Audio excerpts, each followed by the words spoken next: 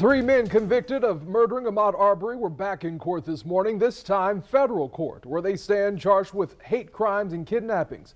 Greg and Travis McMichael and their neighbor, William Roddy Bryan, were convicted of the murder in state court last year and sentenced to life in prison. So here's three things you need to know from the courtroom today.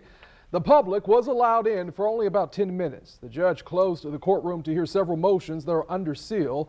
Those motions include whether allegedly racist text messages sent and received by Bryan will be allowed into evidence. On your sides, Ann Schindler was in the courtroom today where the family of Ahmaud Arbery is bracing for one more lengthy trial.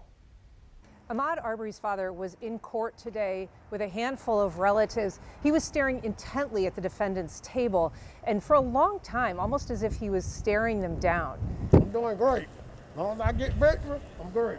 Now, Travis McMichael showed up to court today with a closely shaved head. He and his father wore suits, but William Roddy Bryan wore an orange prison jumpsuit today. Before closing the courtroom, the judge granted a motion to prevent either side from using the outcome of the state trial as something that jurors should consider.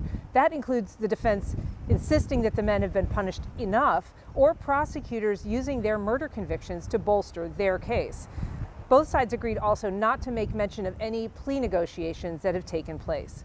The closed session of the hearing lasted about 2 hours today, and the judge has not yet issued a ruling.